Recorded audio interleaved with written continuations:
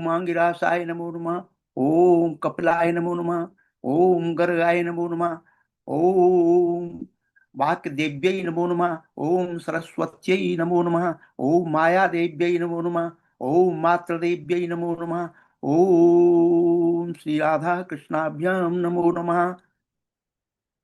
I bow down to all the acharyas, all the saints, sages, seers, all the Jnani and Vijnani, all those who have contributed for the upliftment of human being, entire humanity, in all the disciplines of knowledge and wisdom. I bow down to all the distinguished audience who has spared time to listen to these talks, and my gratitude to Rajiv Verma ji and Piyush Pandey ji for allowing me this platform and monitoring and doing all technical support for these kind of unique courses. My dear listeners, this is the last lecture in this series of courses. And I want to apologize to all of you. It might be a little longer than usual because I have to squeeze in a lot of ideas, a lot of quotations to address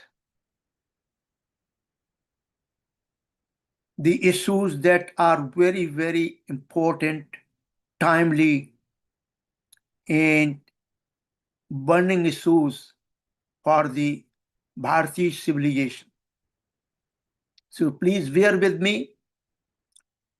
And also I want to clarify one thing. This course should be running actually for 6 months, 3 days per week, in order to have a comprehensive presentation. So this is a mini course, but I have designed in a way that gives you a lot of ideas and also reflecting on a lot of personalities. So it has been, for me personally, a great learning experience. Helped me to remove my dark ignorance about this topic, the leadership of the Indian freedom era, historical, conceptual, theoretical, all these domains. I have had a great experience of going through it, learning by myself, and going through what you call transformative process. And I hope this can be also a transformative process for all of you. And I can put down in a proper terminology.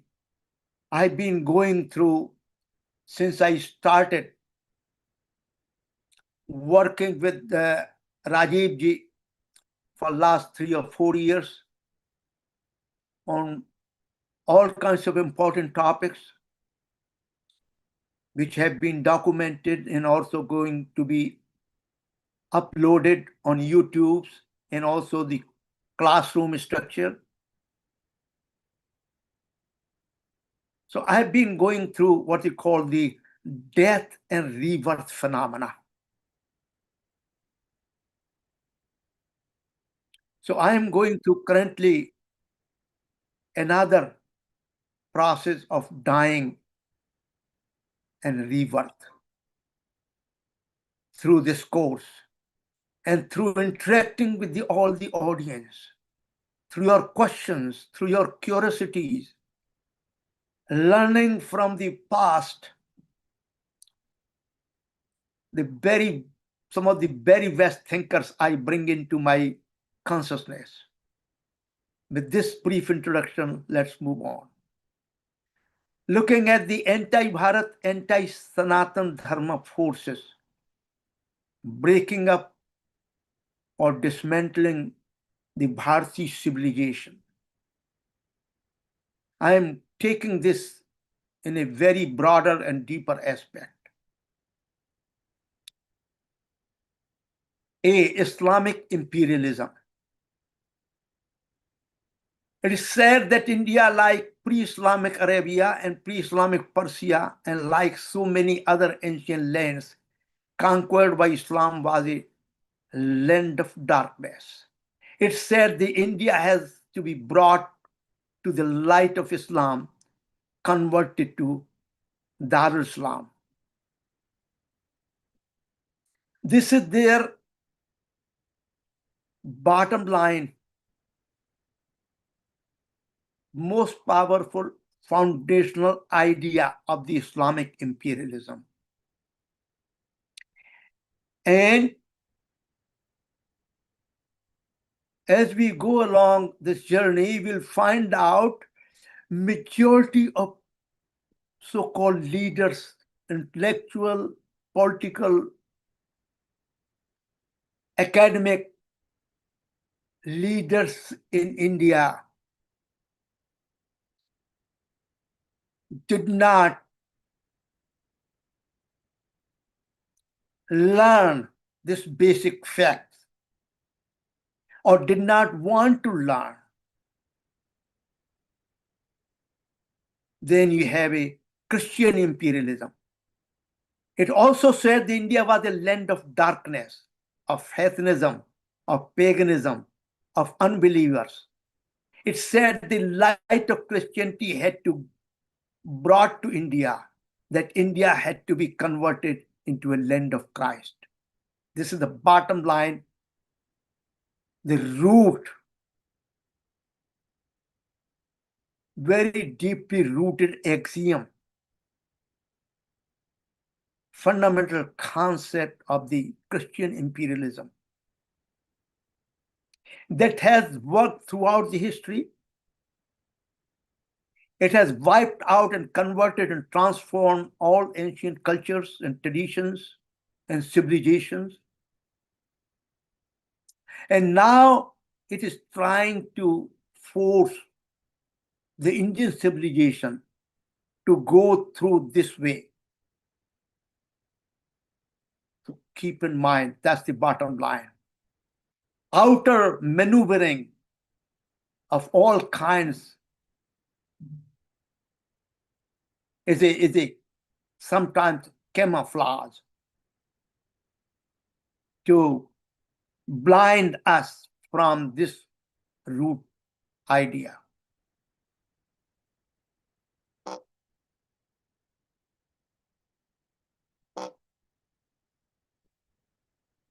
British colonial imperialism. It says India was a land of poor, illiterate, downtrodden, exploited, and emasculated human beings who had to be given bread, who had to be educated, and who had to be given health, who had to be given some sort of self-confidence by the British mentors or by Western culture imported from this foreign country or that.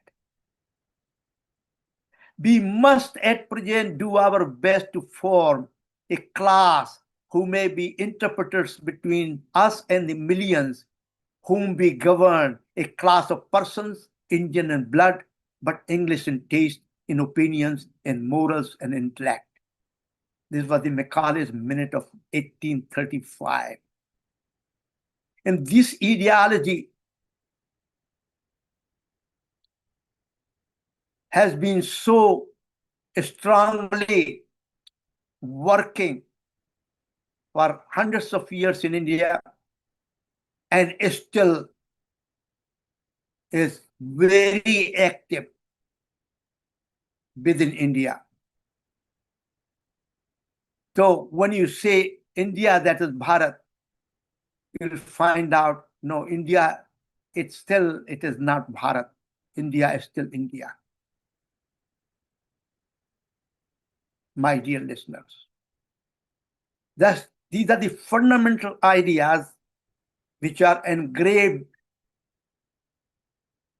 in the deepest level of the psyche of the British colonial imperialism or other imperialism that we have talked about.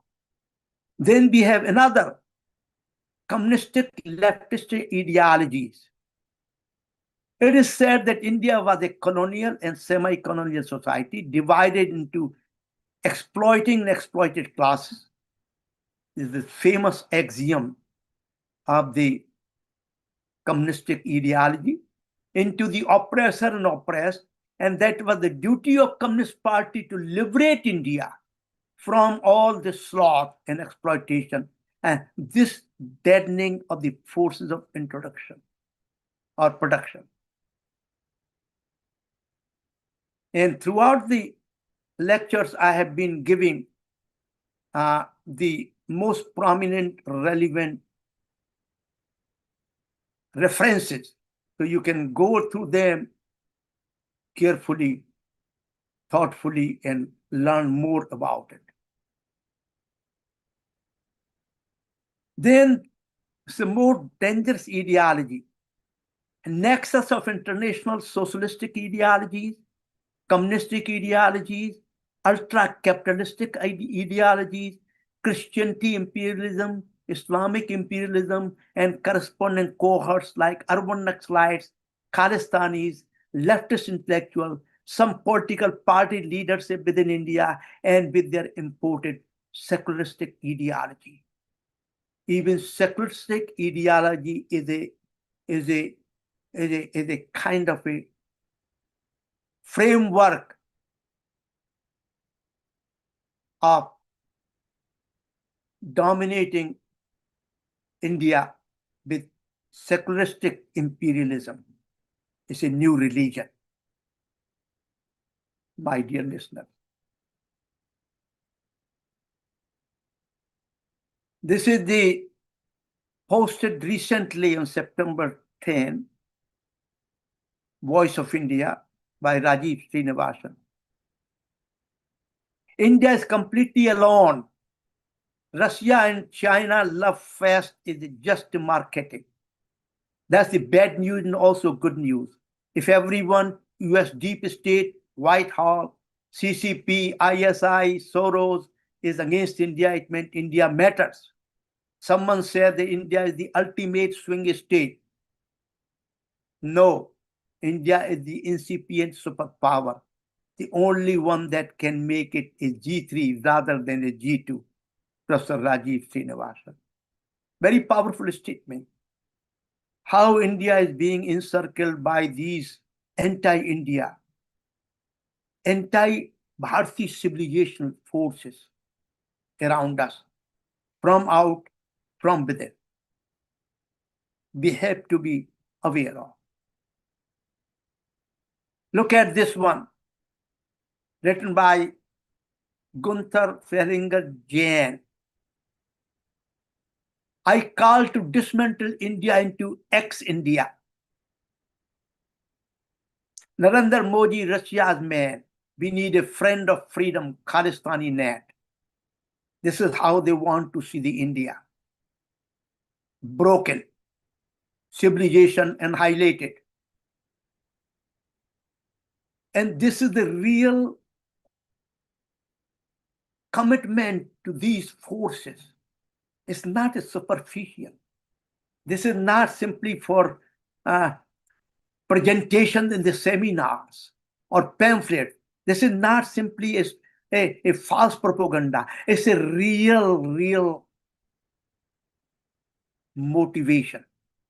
It reflects the deep-rooted hatred against the Bharati civilization. Honest Appraisal of Islam by Amjad Taha. If we do not listen to him or people like him, he's an Emirati strategist, then we are not listening to the truth. Throw away Satyameva Jayati's quotation. It is not about Elon Musk. It is about real question. Why does Britain today have more extremists than the Middle East and more rapists rivaling the Islamists of Port Sudan, Africa, and Pakistan? Why does your system protect Islamist jihadist thugs and rapists instead of protecting its own people? The fear visited London is no longer safe. Your people deserve better. Your streets are crowded with 300,000 homeless in London alone, nearly 2 million unemployed. Yet while poverty grows, the Muslim Brotherhood, banned in the UAE and Saudi Arabia, is free to run your streets. They earn 12 billion a year post-tax in the UK. That money does not heal, it poisons, it manipulates, it buys editors, writers.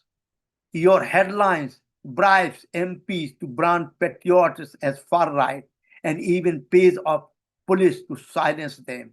And what do radicals build with this power? 5,000 mosques, 0 hospitals. From these mosques, 1,500 British ISIS fighters were born. Not a single one was banned. Not a single one was closed. This is the state of affairs in England, written by a person from Emirates, Amjad Taha. Here is another important observation one can make. This is the new Home Secretary of UK, Savannah Mahmood. Islam, my own religion, like a lot of practicing Muslim, my faith is the most important living in my life. It is the absolute driver of everything that I do. That's what's important. So this is really, we have to understand what really it is about.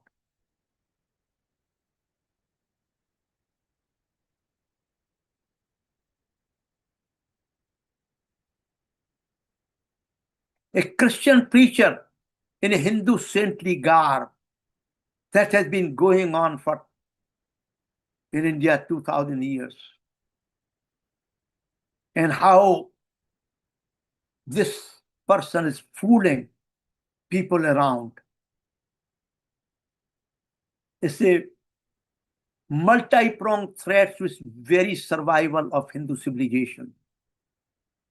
And if we do not pay serious attention to all this and act to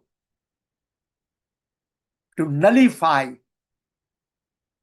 all these, defeat all these forces, Hindu civilization is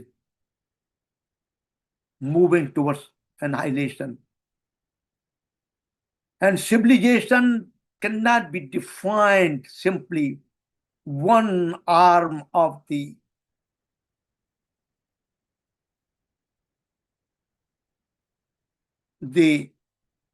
thousand arms. That if we can become economically fourth power or third power, second power in the world, I have become more civilized in the sense of our Hindu wisdom tradition. That will be a kind of a statement coming out of a deep darkness. Sikh Dharmic tradition versus Khalistani movement. What is the Satya? They claim we are not Hindus. And they claim we have to have a Khalistani land divide India again. We are no longer Hindus. We have never been Hindus. This kind of propaganda, the very forceful propaganda being supported by all other anti-India forces. Look at what the Satyam. This is not told. This is not discussed in the modern day. Many of the places of worship of Sikh Dharma tradition. I have my personal experience when I have been delivering these lectures about the Sikh Dharma. Majority of the audience, almost, I will say, almost 95%, 96%, did not have the understanding of their own tradition, their own history. My dear listeners, they have been kept in darkness, they will remain in darkness. The Guru Granth Sahib invokes name of Hari about 10,000 times, of Rama about 2,400 times. It invokes Parabrahma about 550 times, Omkar about 400 times. It invokes authority of Vedas, Puranas, Smriti about 300 times. Names of Nirgun, Absolute, Jagdish, Nirankar, Niranjan, Atma, Paramatma, Parameshwar, Antaryami, Purus, Kartar are recounted about 2,600 times. Name of the Sagun deity, Govinda, Murari, Madhav, Saligram, Vishnu, Krishna, Sarangapani, Mukunda, Thakur, Damodar, Vasudev, Mohan, Banwari, Madhusudan, Keshav, Chaturvedi are invoked about 2,000 times. Vedic concepts such as Neti Neti, description of the absolute, Trigun, Brahmand, Jivan Mukh, Turiya, Amritpad, Parampad, Nirvan are mentioned about 1,150 times. Guru Gobind Singh, when he declares a desire, let the pure trump the world over, let the Hindu Dharma dawn and all untruth disappear. May I spread the Dharma and custom of Vedas in the world and erase from it the sin of cow slaughter. This is the desire of Guru Gobind Singh. These quotations are not arbitrary or cooked up. They are the real quotations found in the writings of the Sikh Gurus. Great warrior poet Guru Gobind Singh composed Rama Avatar, Krishna Avatar. And they incorporate the work of 16 savants, Jaydev, Farid, Namdev, Trilochan, Parmanand, Sadhana, Beni, Ramanand, Dhanna, Pipa, Sen, Kabir, Ravidas, Meera, Bhikkan, Surdas, that is of Hindu bhaktas as well as Sufi mystics. These are the important references. K.P. Agrawal, Aaj Shri Guru Granth Sahib Ki Mahima. This is the most reverential and diligent study of the Guru Granth Sahib. On Sikh separatism, the Khalistani movement, you can consult the following books. One by Rajiv Kapoor, other by Harjot Oberoi, who was associate professor, University of British Columbia. Book is available on internet. The Construction of Religious Boundaries, Cultural Identity, Diversity in the Sikh Tradition, Oxford University Press in 1997. This book was banned in India because at the time it was the Congress government.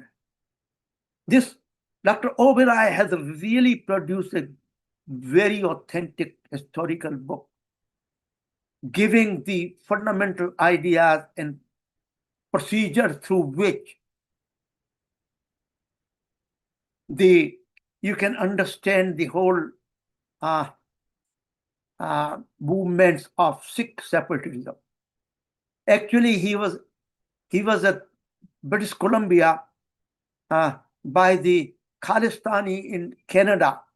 They forced the administration, and as a result, he had been forced to resign from the university.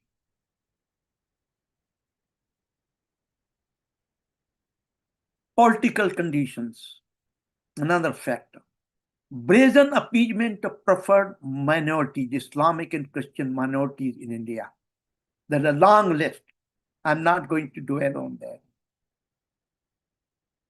Ranganathan, Dr. Ranganathan, many other stalwarts in contemporary India, many real nationalistic heroes in contemporary India, writers, thinkers, historians, in public domain, they have been talking about these things in more detail. Deeper intentions with anti-India and anti-Hindu driven agendas of many NGOs operating in India, also funded by foreign countries and organizations.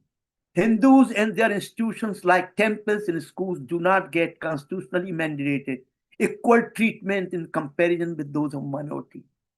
Many archaic laws, rules, and regulations of British Raj times are still active, and they do not give enough protection against the action of breaking India forces.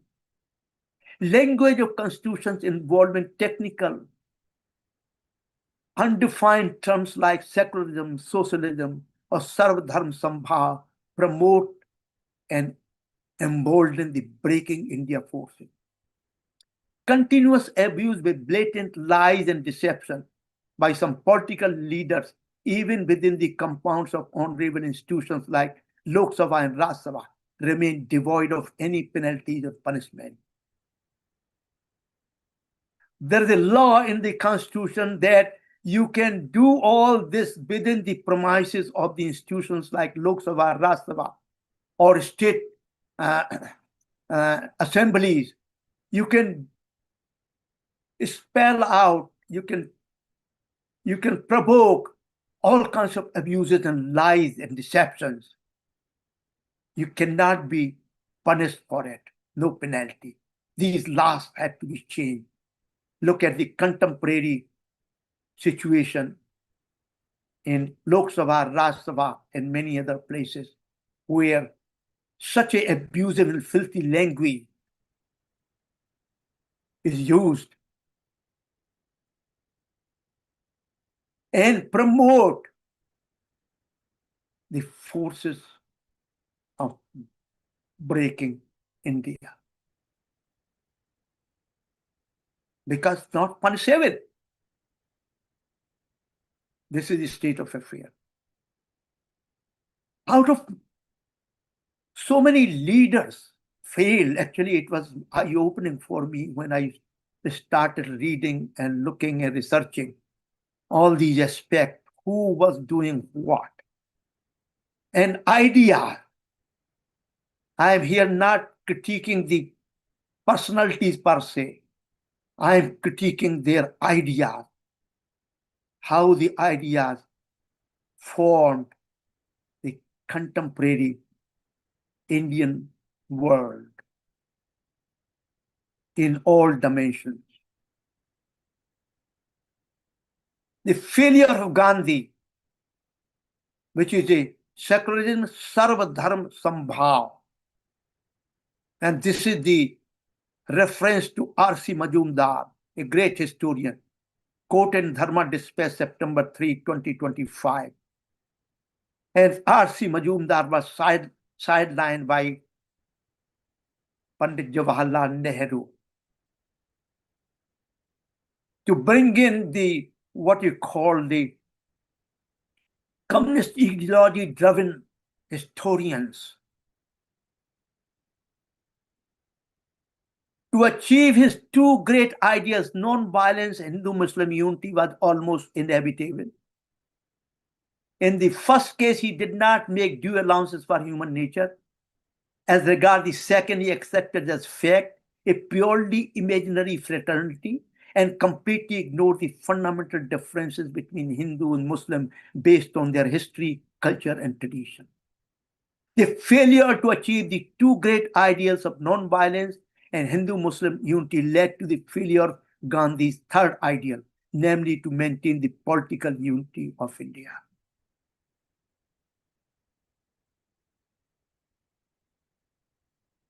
The tallest figure during that period of India, Mohandas Karamchand Gandhi, failed on all the fronts, miserably failed on all the fronts. Now, look at the other side, drawbacks of upholders of Sanātana Dharma. I'm very, very critical, honestly critical. Historically, the ignorance or total, partial, distorted of Christianity, Islam religions with their theory, practices, and history, totally blind, remain totally blind. Still, majority of us totally blind. No comparative assessment of these traditions from the lenses of Sanātana Dharmic worldviews was done. No providing warning to Hindus about the potential conversion to the Christianity Islamic faith. Many Sanātana Dharmic leaders in the past had accepted their position in a favorable way towards the ideologies of imperial Islam and imperial Christianity, and started teaching them through a matrix of mixture of incompatible ideas. And these tendencies still continue to exist even today in the discourse, kathas, and publications, etc. It's a very pervasive in print media, in oral media, by so-called dharmic leaders. Forget about the politicians and perversion in every field of knowledge. Unified bosses of dharmic leaders like Shankaracharya, Mathadhishas, Kathavachaks, preachers, teachers, saints, sadhus, thinkers, and philosophers to warn Hindus and educate them about the folly, lies, deception, and dangers of these politically power-driven religions, Christianity and Islam. They all failed. There was no unified voices.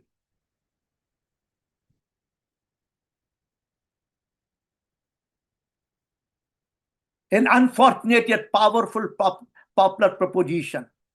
Please listen to this carefully. And I subscribe this. I've been talking about this phenomena for the last 25, 30 years in my different talks.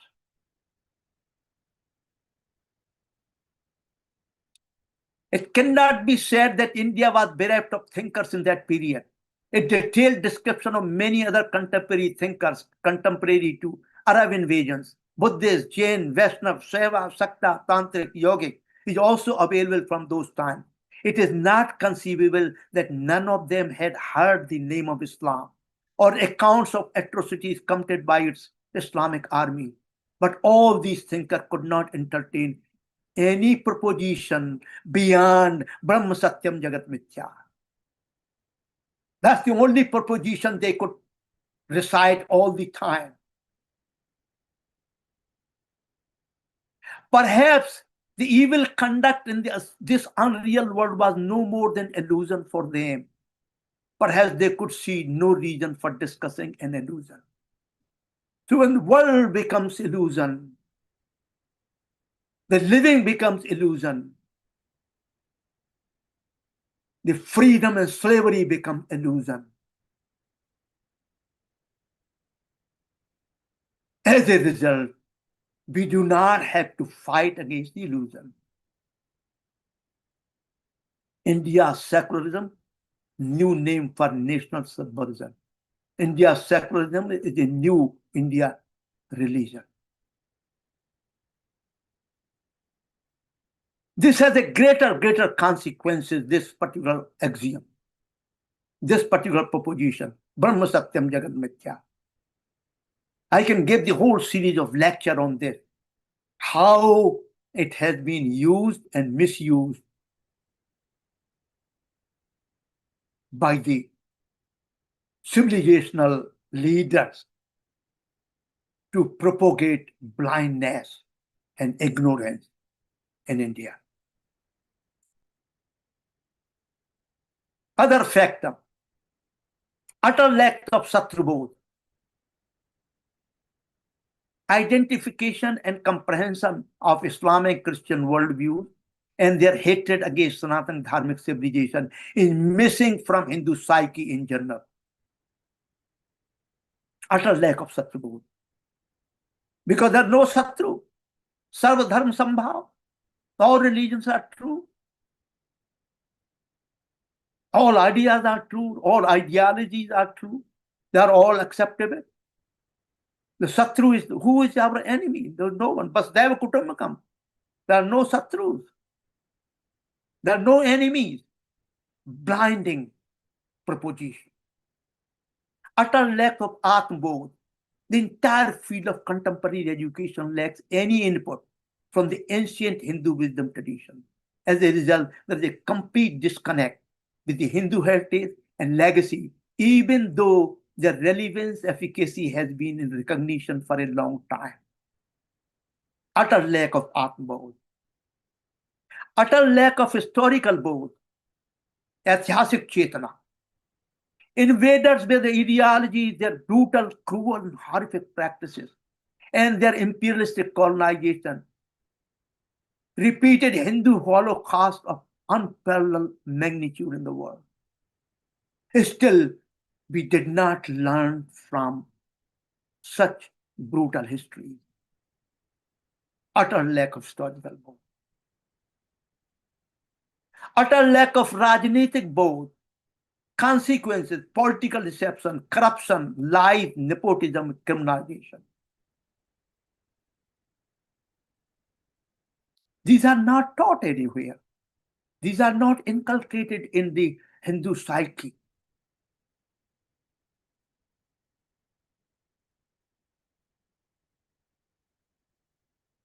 Demographic balance in a shift. Many parts of India, demographic shift toward Muslim Christian population have been documented.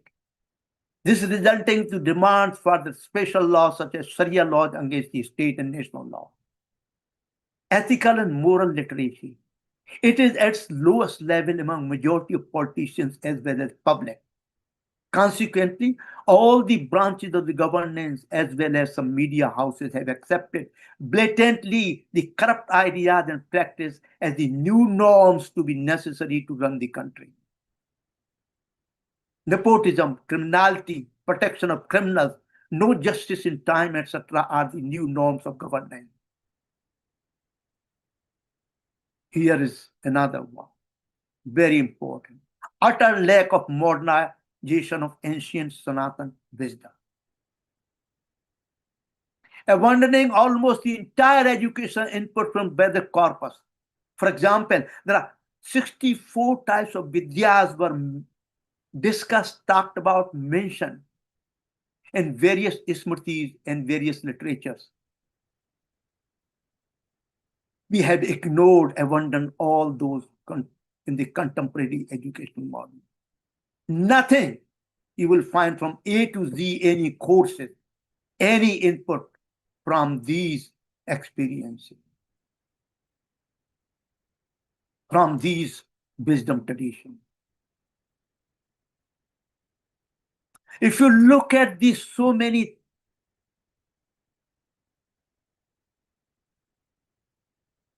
sects within Hindu tradition, so many illustrious sampradayas and their founders, so many acharyas of great wisdom, look at their original granthas and find out that very, very rare to find out in their prayers the very importance of Rāṣṭra. Rāṣṭri Chetana is totally missing, almost totally missing. No hymns, no prayers, no connectivity with their own tradition, own sampradaya, with the nation as a whole, Rāṣṭra as a whole. Because Rāṣṭradharma, Rāṣṭraniti, Rajniti, they have become what you call obsolete, because they have been not in the Hindu Chetana.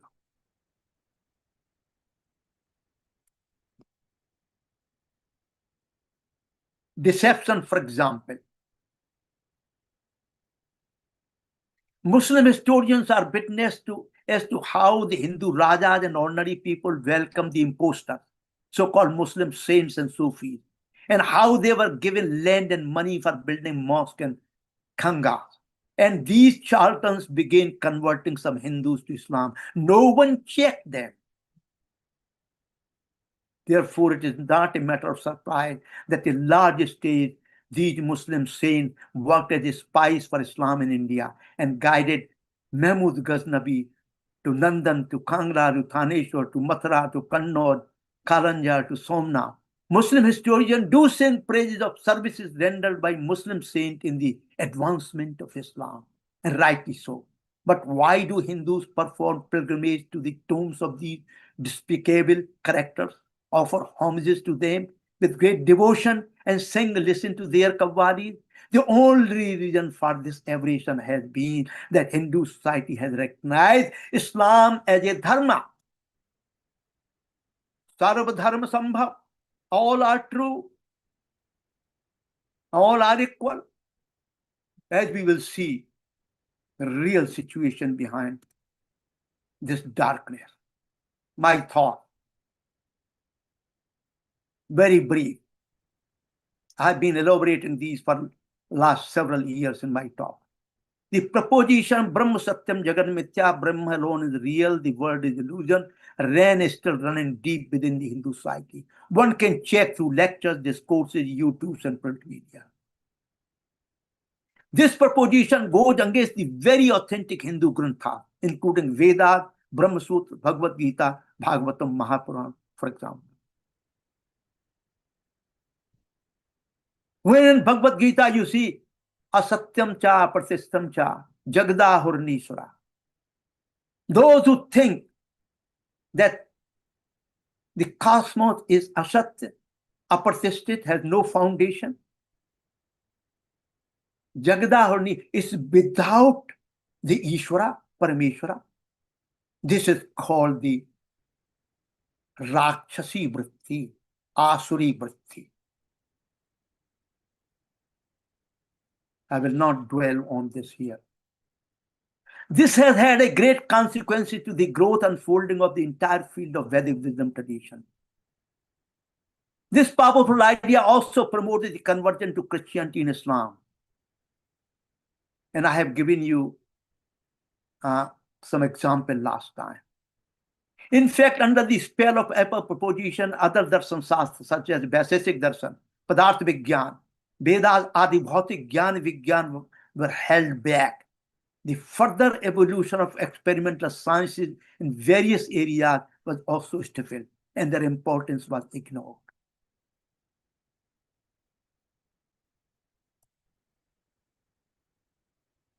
What we see during this freedom movement, when I don't call it, my dear listeners, a Independence Day, independence movement, I will simply call the transfer of power from White Sahib to Brown Sahib. That's the kind of freedom we got. Look at any domain, social domain, political domain, administrative domain, look at any domain, educational domain, nothing changes what Macaulay had put it. Nothing changed to reflect the original Bharati understanding of the world process. So what they did what you call I call this exterior ornamentation. Okay, these are the ideals adopted by various legal and administrative institutions. Government of India, Satyamev Jayate. Current situation, as I will call, is Asatyamev Jayate. Lok Sabha, Dharma Chakra Parvartan Parvartana is the Dharma Chakra when people are really what is going on in Lok Sabha, how people deal in the Lok Sabha with the lies and abuses and filthy language against the very unity of India. That's the Dharma Chakra place. Supreme Court, Yato Dharmas Tato Jaya. Dharma ki jaya ho. Is it what Supreme Court is acting for? Take the critical appraisal of US Indian Supreme Court for last 60 years, 70 years. You will come to know what the Supreme Court means. All India Radio, Bahujan Hitai, Doordarshan, Satyam Shivam Sundaram. Indian Army called Seva Asmakam Dharma. My Dharma is Seva. Oh my goodness. My Dharma is Raksha. Indian Navy, Sanno Varna. Indian Air Force, Nava Sparsam Deeptam. None of these ideals reflect what these armies are about. Delhi University, Nishta Dhriti Satyam. Life Insurance Corporation of India, Yogadharma-Kshetra Bhayamyam, that's a good one. They do not convey religious dogmas and therefore no rituals or gods are invoked in them. This is the exterior ornamentation. Look at the list of illustrations which were added externally later on. An afterthought, Indian Constitution may look like a Bharati Constitution. Look at the pictures at the end. They have been added later on. And in fact, some of the newer, the republications of the Constitution, you may not even find them. Mohenjo-daro seal is there. Vedic ashram, Gurukul ashram is there. Rama's victory over demonic forces of Lanka and recovery of piety and virtue symbolized by Sita. Sri Krishna propounding Gita to Arjun. A scene from Buddha delivering his sermon. A scene from Mahavir's life. Preaching of Dharma in India and abroad. Depiction of Hanuman. A court of King Vikramaditya. A seal of University of Nalanda. A sculpture from Odisha. A bronze image of Shiva Nataraj. Descent of Holy Ganges on earth. Portrait of Akbar with Mughal architecture. Portrait of Shivaji and Guru Gobind Singh. Portrait of Tipu Sultan Lakshmibai, rise against the British conquest. Portrait of the father of the nation, Gandhi, daunting march. Bapuji, the peacemaker, is tour in right affected areas of Noakhali, the two for Gandhiji. And go back and look at the Noakhali and go back and look at the Khilafat movement, go and look at the Bengal files, you will know more about father of the nation, Rāṣṭradharma. Netaji Subhash Chandra Bose and other patriots trying to liberate Mother India. Scene of Himalaya, scene of desert, scene of ocean. My comments, please notice the additional exterior ornamentation for invoking identity of Bharat, while the interiority is expressed in the constitution remains colonial India. This is a camouflage. जैसे आजकल जो है बहुत गेरुआ वस्त्र पहने हुए, जनेऊ पहने हुए अपने को जो है कनचे हिंदू बताते घूम रहे हैं. आडंबरी. Exactly that's what it means. Most tragic blunders, from my perspective, to recognize Islam as a dharma, to recognize Christianity as a dharma, and to degrade a degenerate dharma as a religion. There are some spelling mistakes here and there. I apologize for it. Christian Islamic religions are true and the same as the Sanātana Dharma. A significantly important information how the dharmas are coming, the religions are coming back, and they are going to impact against the Hindu Dharma. Despite the production of some of the best minds of the past 500 years, religion has not disappeared, it remains. In fact, the rise of Islamic extremism to the American evangelism, the 21st century is seeing a religious renaissance. And how about Sanātana Dharma? This is my comment. It got frozen with no new growth and evolution that could cater the worldly needs of humanity in the contemporary times and beyond. I had a lot of ideas to talk about it, but not here. This is a brief. Lessons and challenges to those who claimed in the past and present that Christian and Islamic religions are true and the same as the Sanātana Dharma. Please compare the foundational doctrine practices point by point of these religions with those of Sanātana Dharma through the following slides, 20 to 31 slides I will share with you briefly. I have talked about those slides and comparison in a different series, which is also posted on the Google classroom.com or something like that. Only the persons full of blinding darkness of ignorance, prejudice, and hatred can claim the truth of our proposition, Sarva Dharma Sambha. In fact, the validity of proposition A collapses miserably on every point. This critical objection has been missed probably by most of the Hindu thinkers of past and present.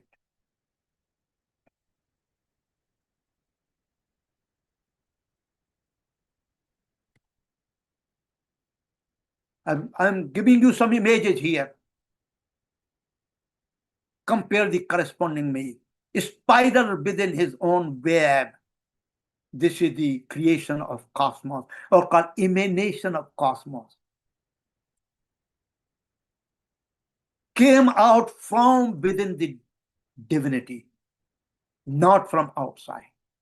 Once it has been formed, Jivatma and Paramatma always together on the same, sitting on the same tree, representing the entire cosmos, entire nature, material nature, and non-material nature. All these are all together. Another schematic, Purushottam, Purush on Prakriti. Purushottam has a out of himself differentiated into Purusha and Prakriti. And this differentiation, separation, followed by yogic union of Purusha and Prakriti and Purushottam as Ishvara, consisting of all living bodies, natural world, and cosmos. Human body and cosmos, what are the relationships? An individual and epitome of the universe as well. All the material, non-material phenomena of the universe are present in the individual. Yatha Brahmande Tatha Pinde. Now all those present in the individual also contained in the universe. This is the ultimate scientific paradigm. All the Vaigyanic, I will not use the word scientific. Scientific is contemporarily understood as mechanistic, materialistic science only. Mechanistic, materials, reductionist science. But I will say Jnana Vigyan, Charak Samhita. This is the universal, all-pervading thematic categorization that I have presented. Sanātana Yogadharma-Kshetra is the bigger ground, but has these 5 primary modules.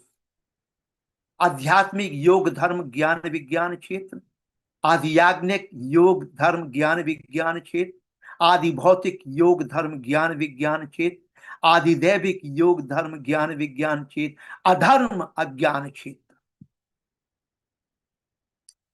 Notice the interconnectivity, interdependence, and interrelatedness of all the fields.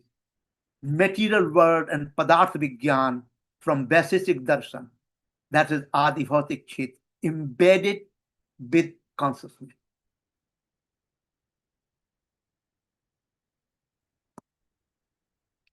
What are the three important dimensions and realms? Adi-Devik, Adhyatmik, Adi-Bhautik. They have to be called fully. Adi-Devik Yogadharma Kshetra, Adhyatmik Yogadharma Kshetra, Adi-Bhautik Yogadharma Kshetra. And I have listed down here some details about them. And they are together in every living or non-living entity. A difference is only simply manifestation.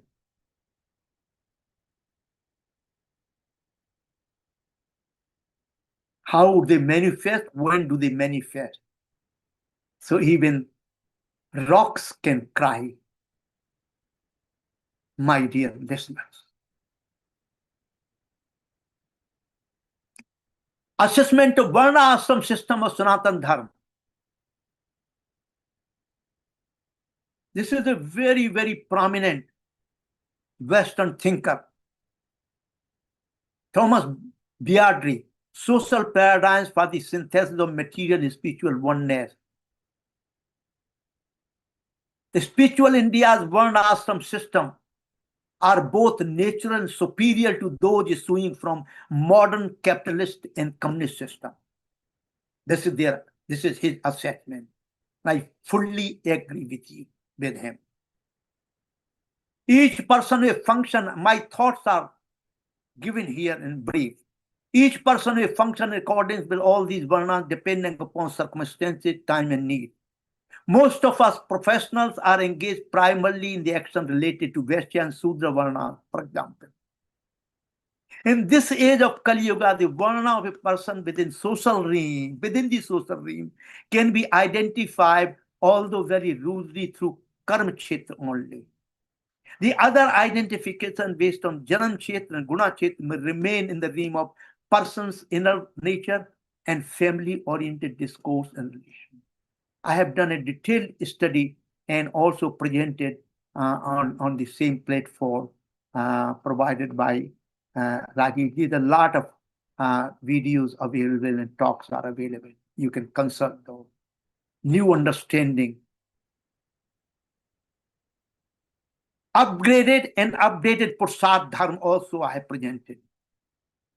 Ad-Dharma Kam Moksha. These words by themselves, terms by themselves are incomplete and misleading. I call them Adi-Devik Yogadharma Kshetra, Arth Yogadharma Kshetra, Kam Yogadharma Kshetra, Moksha Yogadharma Kshetra. And finally, fifth one, which is not really spelled out by most of the writers and thinkers and preachers and teachers, is called Divya Prem Ras Yogadharma Kshetra, beyond and above the Moksha Dharma Kshetra, which is Gopi Krishna Param Ras Yogadharma Kshetra, which is a manifestation of Raso Vaisa or Prasad Doctrine. Many major doctrines of Vedanta Darshan, for example, 5. Nature of Brahman or Bhagwan, the ultimate metaphysical reality. Nature of Jiva, individual self in relation to Brahman. Nature of Jagat in relation to Brahman. Nature of Sadhana means attaining the Brahman. Nature of the Param Purusha, supreme goal.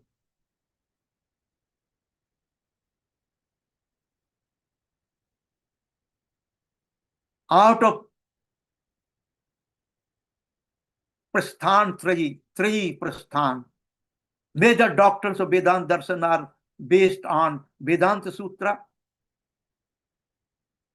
Bhagavad Gita, and Upanishad. I do not fully agree with that. Bhagavad Mahapuran is the supreme Vedanta in the tradition of great Gyani Bhakta Acharya, Ballavacharya, Madhvacharya, Chaitanya Mahaprabhu, Brajrasik Sampradaya. It must be, it's a crowning achievement of Shruti and ultimate authority.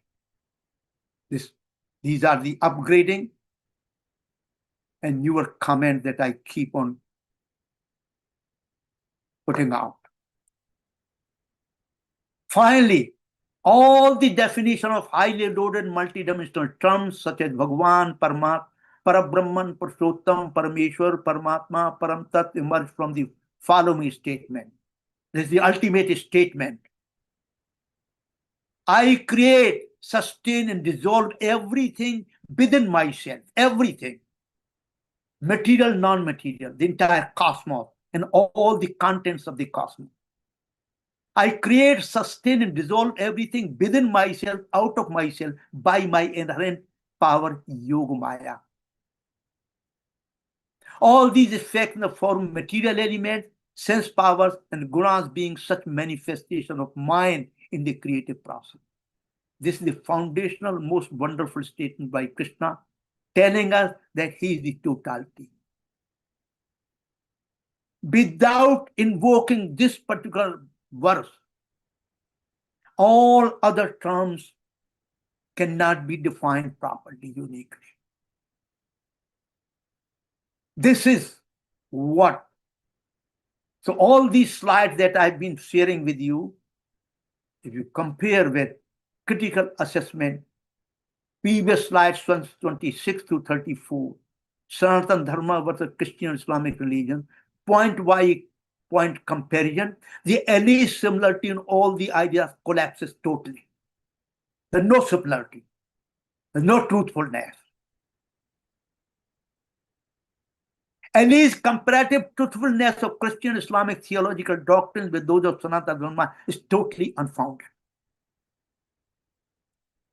One can honestly assess some of the fundamental ideas of Sanātana Dharmic worldview with respect to the corresponding ideas of contemporary sciences, including mathematics, to find their surprising valid parallelism. So all the dictums for last, all the leaders of all kinds in the history of the India, they never compared and contrasted point by point all which was needed here. These 5 doctrines. And the foundation of the very existence, the emanation rather than creation, sustenance and annihilation, this process, continuous process. None of the other traditions have anything even nearer to offer this. And it still be called Sarva Dharma Sambhav. All religions are true. All religions are same.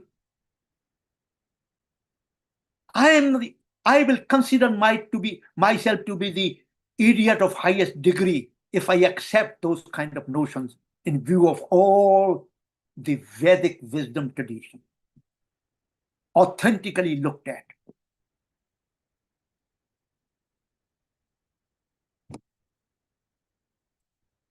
New visions for Bharat. Let's dwell upon for a few minutes. You can call it Bharatvarsh, Deva Bhumi, Rishi Bhumi, Purna Bhumi, Matra Bhumi. It's a sacred for us.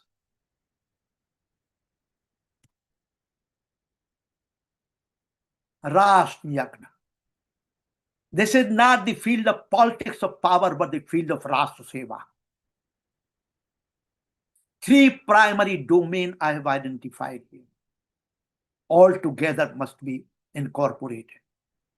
Rāṣṭradharma, dealing with integrity, unity and diversity, safety and security, dealing with the all-rounded well-being of human world, animal world, and natural world.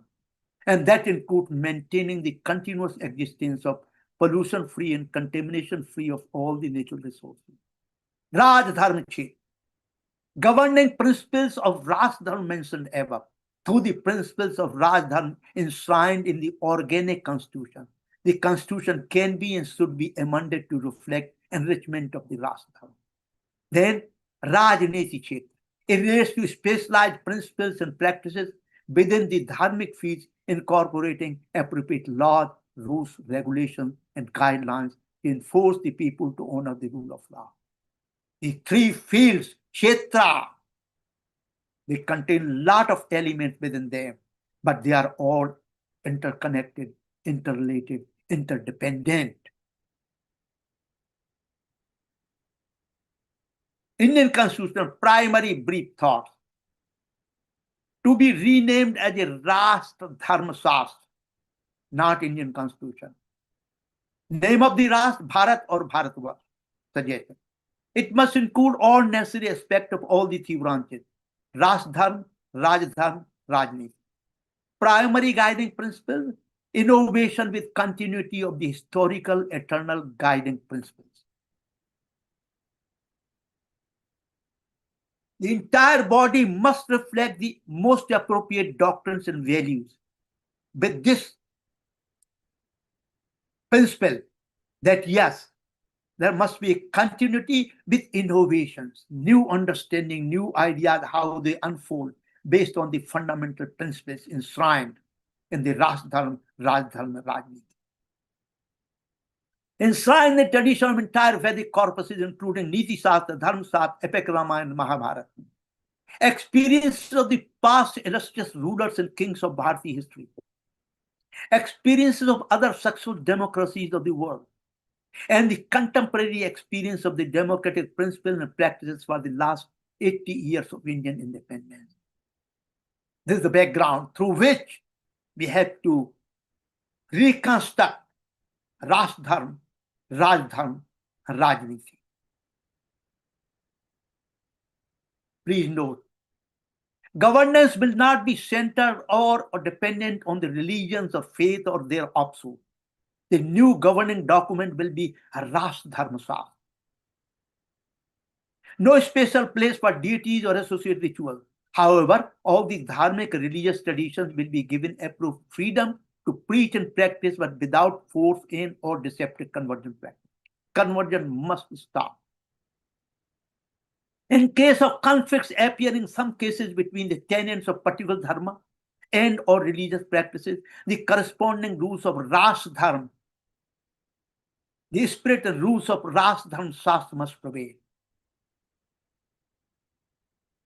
As a result, what happens? If that happens, the paradox, religion versus state, will fall apart, along with the ideas like secularism, socialism, Dharma-led, all these ideas fall apart once we start with the Rāṣṭradharma. Use of a truncated term like dharma in the field of Rāṣṭradharma must be abandoned completely. Only the term Rāṣṭradharma, Rajdharma, Rajniti can be used in all the formal, informal deliberation, legal field, private and public domain.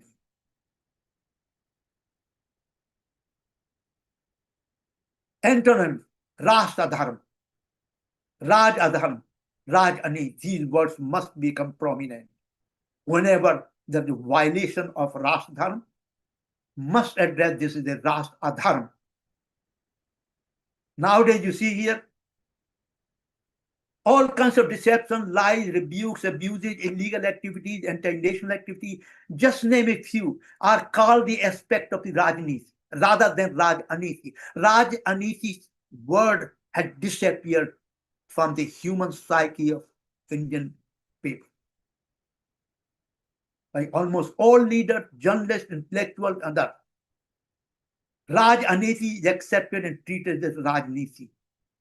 I call this corruption. This is most unfortunate, sad, and corrupted and dangerous trend. Not using the proper language and correspondingly the proper ideas and rules and regulations.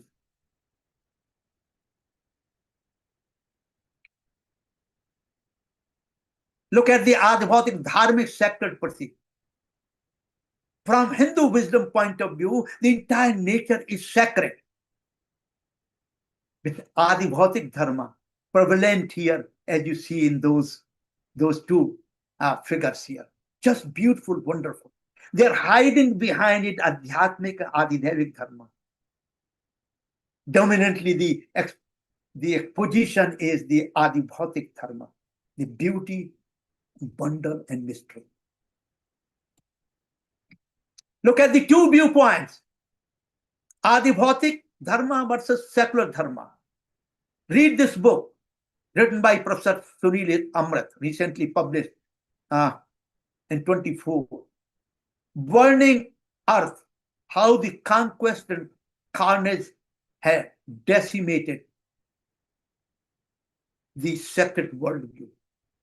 An epic exploration of human history examines how the poor and powerless have fought back time and again against those seeking to profit from the planet's natural resources. Exploitation, carnage of natural world, when you treat it as non-sacred, you consider it to be secular. As soon as the nature becomes secular, yeah, it can be exploited. It can be brutally decimated. हम वृक्ष की पूजा करते, हम किसकी पूजा नहीं करते, हम सारी जो है प्रकृति की पूजा करते हैं, because प्रकृति पुरुष पुरुषोत्तम, they are interlinked, interconnected, and I don't exist without the outer world. Cannot exist.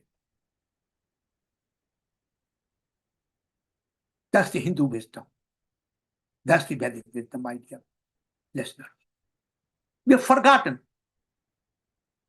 We are not taught these things, comparing and contrasting the secular worldview versus the dharmic worldview. How we see the world, how we act in this world. Look at the current educational curriculum from A through Z topics. Look at those. Each one is considered to be secular course. What a tragedy. I don't know what it means. These are the very deep and broader questions we have to ponder upon, we have to think about. Look at the hymn to Mother Earth. We do not include these hymns in any of the paramparas, any of the prayers. High truth, unyielding order, consecration, order, and prayer and holy ritual. Unhold the earth, may see the ruling mistress of what has been, what will come to be, for our stress, wide, limit domain. You in your sturdy strength, hold fast the forest, clamping the trees all firmly to the ground when rains and lightning issues from your cloud. Prithvi Sukta. Sacred Mother Earth. The Native Americans' prayer circle. This is what they sing. Is the earth itself alive? Yes. That's why we call Matra Bhumi, Purna Bhumi. Bharat Mata, alive. Rāṣṭra is sacred. Prithvi is sacred. Bharat is sacred. But not, I think, because the web of life inhabiting its crust. I personally experienced this one during a Native American prayer circle. As a part of the prayer, we were led through a love song to earth and told to kneel on hands and knees, and to our complete amazement, earth answered with the most intense wave of love that overwhelmed us. We could only lie on the ground, astonished and elated. We had not used any substances that day either. This is the personal experience of very great writer and thinker Elizabeth. That's what her experience is when doing these prayers together to Mother Earth. Prithvi Pujan. Here is another very interesting thing. Deepavali, Sanātana Dharmic festival. And what is the name of secularized world? Festival of lights. Those who use as a secularized world, festival of light, they do not understand even lights are sacred for us. This is shrouded in the mystery, but associated with Bhagavan Ram's return to Ayodhya. Decoding. Deepavali versus Diwali is a language corruption. Deepavali means array pattern organization of lighted earthen pots. What is the wonderful metaphor of earthen pots, as you see on the right? Oil is a human body. Oil pot is a human body. Oil is a body guna, sat, raj, tamas. Vik is a bodily consciousness. Agni is Agni within the body, and I have added another one, independent agent for lighting up Jivatma. This is the complete understanding of the lamp, earthen lamp. If we lighted the lamp, if we do not have this full comprehension and what you call हृदयस्थ, हृदय में स्थित ये lamp अगर ये प्रवोक नहीं करता है हमारे मेंटल वर्क पे, हमारे स्वरूप में, हमारे स्वभाव में, then we are missing the reality, the second hand. Secularism, concluding remark, secularism is an alien concept, no appropriate word. I will name it as asatyam adharma, asat adharma, Rāṣṭradharma adharma. Nobody has named it secularism like that.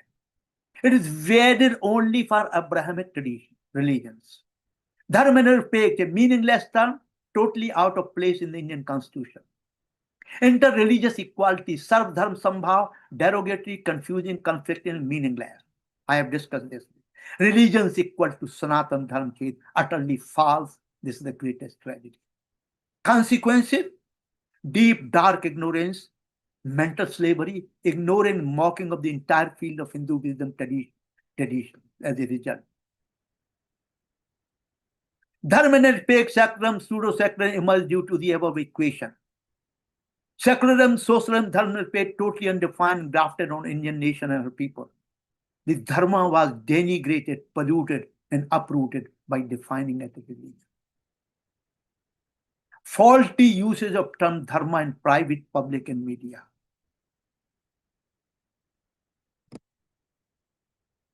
With this note, my dear listeners, this mantra addresses very forcefully the needs for dharma directive, unity in diversity, with the enlightened niti's purpose.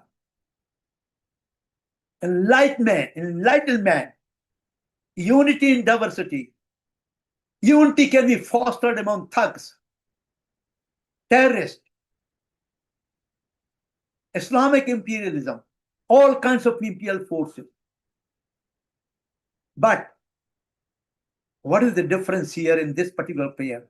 Om Sahana Vavatu, Sahana Vanatu, Saviryam Karvavahi, Tejasvanavadhitamastu, Ma Viddusamahi, Om Santi, Santi, Santi. If I decode entirely this particular mantra, I will take several lectures to do that. This is providing the unity in diversity to achieve what? Enlightenment. Understanding the total interconnectivity, interrelativity of the whole existence. Living in peace and harmony and beauty and bliss.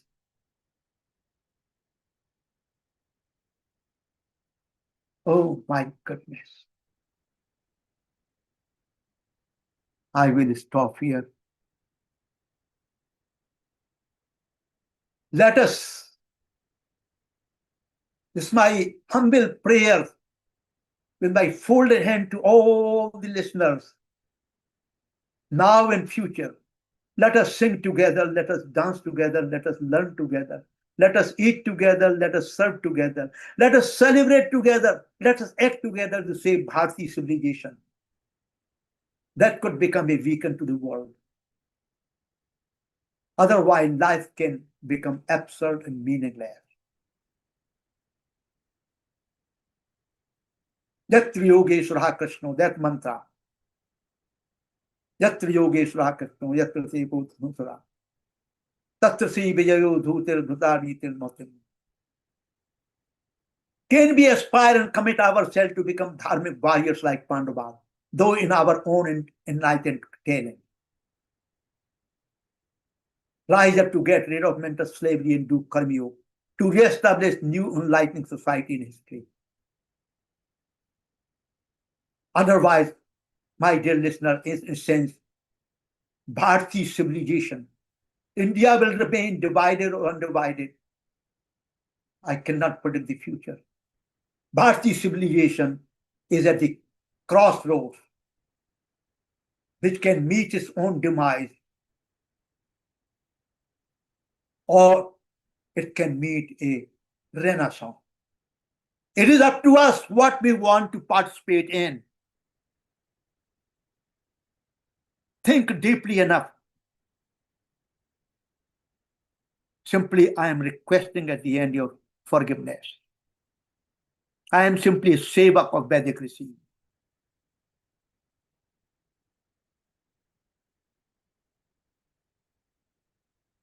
And till the end of last breath, I will be doing this seva, free seva. And some wonderful, enlightened people like you yourself have been joining in these courses. And the platform provided by Rajiv Verma ji, very enlightened individual who's dedicated, devoted to the cause of bringing this wounded Hindu civilization back to its renaissance.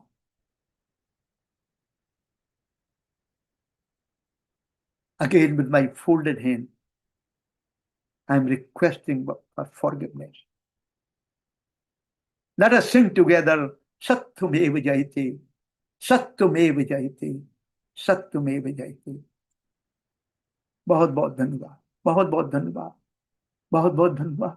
We might meet again on another series in near future. And I will, before we go for question answer session, I will request Sri Rajiv Verma ji to say a few words about his experiences and his karma yoga that he's engaged in. Thank you so much. I can now stop the sharing.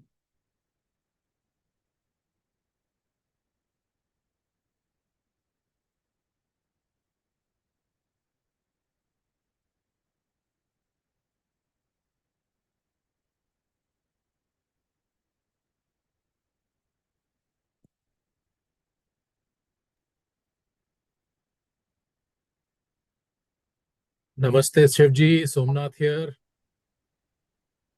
कैसे हैं आप? Hello.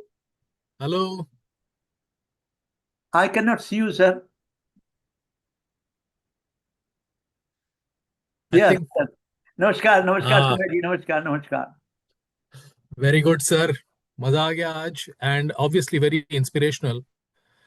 Most of my takeaway has been it's really आत्म परिवर्तन और at least मूल्य परिवर्तन करना पड़ेगा हमको अपने अंदर, क्योंकि how we are all looking but we are not really perceiving. That is why untruth is successful in practicing deception on us. Yeah. And 9/10 of the battle is being able to perceive correctly. This discernment of being able to see correctly, to see things as they are,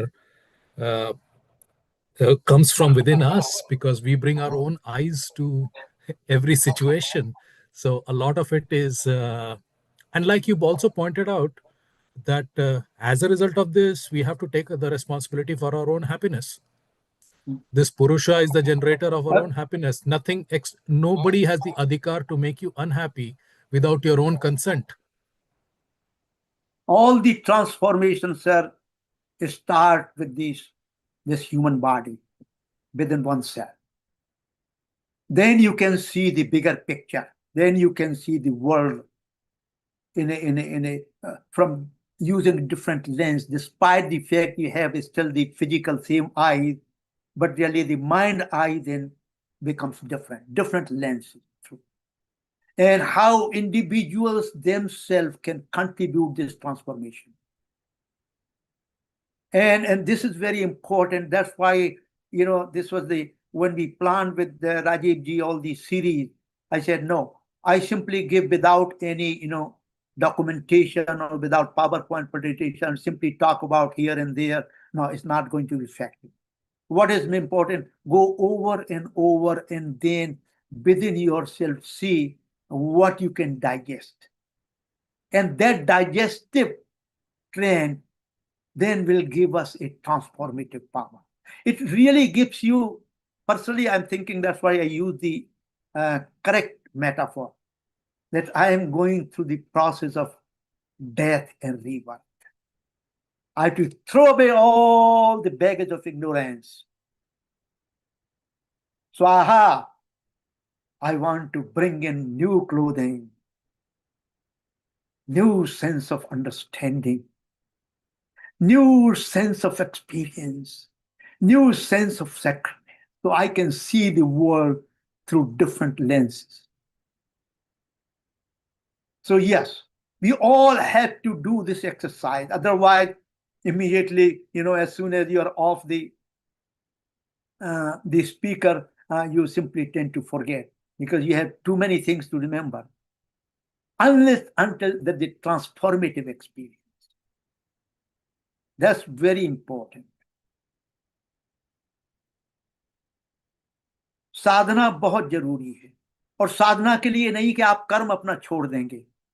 साधना के लिए कर्म को आप कैसे सुंदर बनाएं, इसके लिए चिंतन करने की आपको, अगर मैं तो ये कहता हूं, this is my personal experience, I've been distributing this to others, that if you once a week, if you give yourself for yourself at least 1 hour, think about it, what you have been doing this whole week, could you have done better, or your viewpoints could have been different, how we can learn something, what we have learned, how we can implement the next following week. If you can do this analysis, it means self-understanding and self-knowing. Self means you cannot go directly to Atma. Self-knowing means the mental makeup, your antahakara, man, buddhi, ahankar, chit. Knowing yourself by yourself for yourself, all this field eventually may give rise to a really transformative. Suddenly you will say, oh yes, I never thought about that.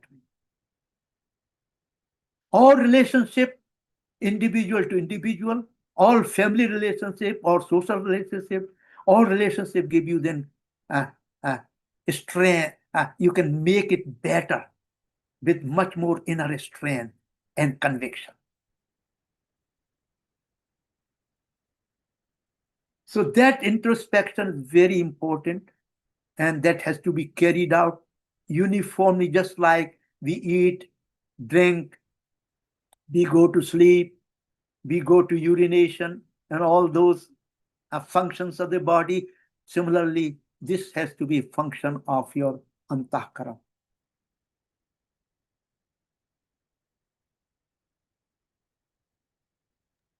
Ji Ritik ji, Any other question? Somebody is raising hand. Then, if there are no question, then I will ask, request जी Ritik please Rajiv ji to address some of these future course of actions. Namaskar, Shivaji. I have a question. Hello. Yeah, am I audible? No, yes you are audible. I cannot see you, sir. Please open up your. Yes, Yeah, sir. namaskar, Shivaji. So, my doubt was this, that what are your views on the Arms and Ammunition Act in India?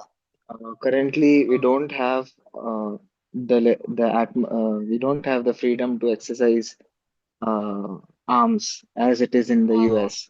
Would you support this, or What are your views? It's a good question. I could not catch your question. Could somebody? Yeah, my question. Yeah, sorry. My question is, currently in India, arms are illegal. They're not available to the public at large. Uh-huh.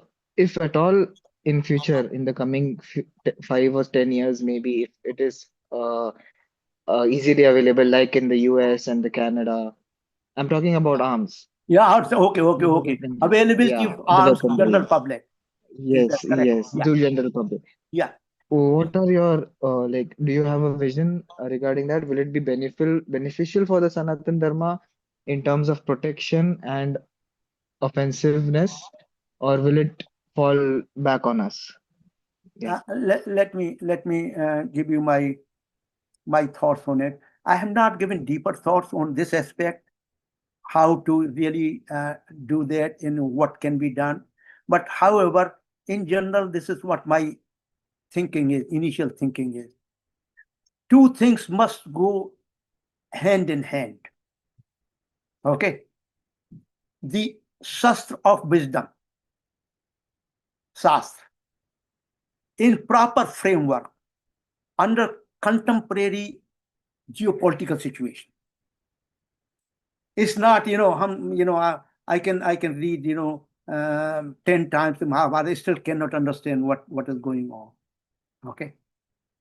So the Shastra Gyan with reference to saving the civilization and the Bharat Rāṣṭra, as along with what kind of ammunition, what kind of rules, regulations can be put in place such that they have freedom to choose whether I can hold the arms or I cannot hold the arms.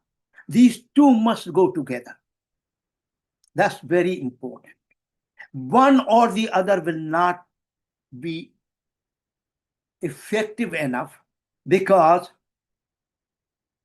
lot of reasons. One of the reasons is we will not know when to use those real weapons, how to use those real weapons, what those circumstances are, can be used individually or can be used collectively. Do you see what I'm talking about? This is what these ideas have to inculcate it simultaneously and formulating the laws that will start giving more freedom for the concerned citizen to buy the ammunition. One or the other simply open up, okay, you can buy it. No, this is not going to be helpful. But with this together, the Shatru Bodh, Rāṣṭra Bodh, civilization, Sabhyata Bodh, all these things together, how we can protect under contemporary situation our ways of living, our own country. What different modules can be used and what will be the role of the actual weapons under those conditions. That's really, these all one-dimensional approach I will not agree to subscribe. But that dimension of having the freedom to buy for our own safety, and the society safety, the ammunition, yes, I agree to that. But this is what other components alone that I don't think going to be effective. Because what is happening here, if we do not have this understanding of the unity in diversity, we may be fragmented because one caste can go against another caste, one group go to another group. Do you see what I'm talking about? So group politics can dominate rather than the big national goal or big personal safety. So that's what danger is. In any society, that's the danger. Because the kind of rules and regulations we have currently in the constitution. Even they are being violated all the time. Even judiciary, the highest body. Look at what is going on there. The kind of comments they make, which are not relevant to the case involved in. This is really a tragedy. It is really a tragedy. So under those conditions, both have to go together. The proper education to enlighten us our need for safety and security, not only of personal, family, society, but civilization and our Rāṣṭra.